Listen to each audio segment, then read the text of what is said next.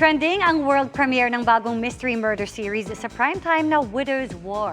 Apaw ang papuri sa cinematography hanggang sa tapatan ng cast, kabilang ang malutong na sampalan ni Bea Alonzo at Carla Abellana. Makichika kay Aubrey Carampel. What makes a house a home? Cinematic opening scene pa lang.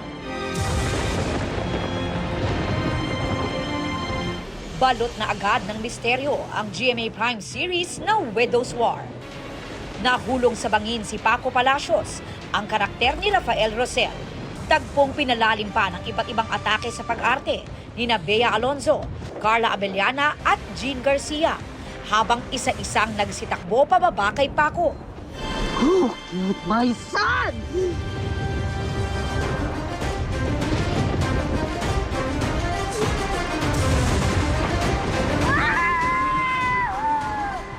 Ang world premiere ng murder mystery drama. Sama-samang tinutukan ng cast at crew sa pangunguna ng award-winning director ng serye na si Zig Dulay.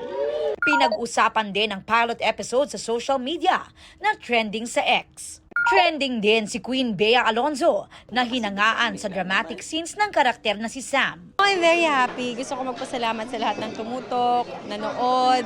Maraming salamat din sa mga nagbigay ng mga magagandang comments, nag-review ng aming show. Hindi rin nagpalamon sa aktingan si Carla bilang si George, best friend ni Sam na makakaaway. First episode pa lang. Saktan yung nanay ko. Ikaw na lang! Thank you! Mas na-excite po kami dahil ang dami pong tumutok sa pilot episode ng Widow's War. Umpisa pa lang po yan. Hot topic agad ang kanilang sampalan. Napatikim pa lang sa mga mas intense pang eksena. The war has definitely started. Nakita nyo nagkaroon ng tension between Sam and George. But we'll see kung, di ba? Kung yan na ba talaga yun? Friendship over na ba talaga? Kung akala nyo si Paco lang ang mamatay, well, you're guessing wrong dahil marami pang iba. Mas madami pang mangyayari at mas makikilala pa nila yung mga characters. Marami pang mga revelations or marami pang mga sikreto na aabangan yung mga tao. Dahil sa pagpansin ng marami sa malapelikula anilang cinematography ng serye, sulit ang hirap at pagod ng cast na bumabiyahe pa sa malalayong lokasyon. Tulad sa Batangas, La Union at sa isang heritage resort sa Bagac, Bataan, kung saan matatagpuan ang mansyon ng mga Palacios. Isa lamang ang lugar na ito sa Bataan sa mga piniling location ng GMA Prime series na Widow's War.